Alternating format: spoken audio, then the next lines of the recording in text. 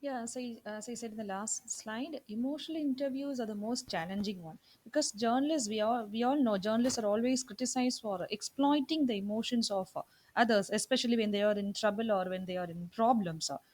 For example, as after this recent flight crash, the survivors who are anxious to tell their stories, so what the reporters do is they approach them and they need to know how that accident actually happened. So the act of describing a narrow escape for the survivors that seems to reduce the shock also. That is one fact. But there are also some journalists who overstep the bounds of decency in the efforts, to get the big tear jerker. So this has to be this. They have to be very careful and they must try to avoid this of exploiting their emotions. And if the reporters should try to ask sensible questions. So if you are to ask sensible questions, you must know something about the subject. That is very important. Before doing an interview, you must study about the subject. A short research is expected from the reporter. That is not to say that you need to be an expert yourself. So in to interview a pilot, you need not be a pilot, you need not be an expert on the subject, but you must know at least the basic of the subject, and a few minutes of research is important beforehand.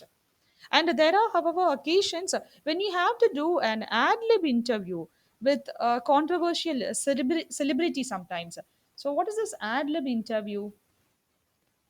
What is this ad lib interview? So ad lib interviews are speaking without a script. So a reporter must be always prepared to interview any person, any celebrity. Sometimes you happen to meet a celebrity, in an airport. So at the time you need to ask sensible questions without script. So that is known as ad lib. Ad lib, speaking without a script with a controversial celebrity. So the location of the interview is also important. That is next point. The location of the interview, especially in radio broadcast, is important because instead of interviewing in an acoustically tolerable quiet room, like the set, the set or in their office, go out on his or her working environment. That adds credibility to the interview.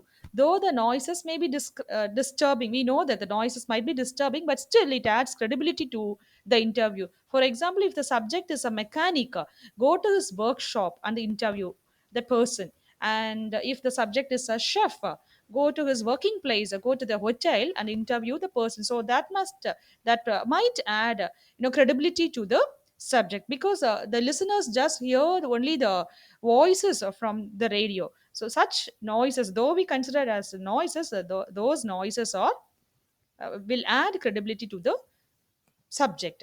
So doing an interview, we all know, is a tricky business, and much more so for a radio journalist, as they have to get information with clarity on the radio tape.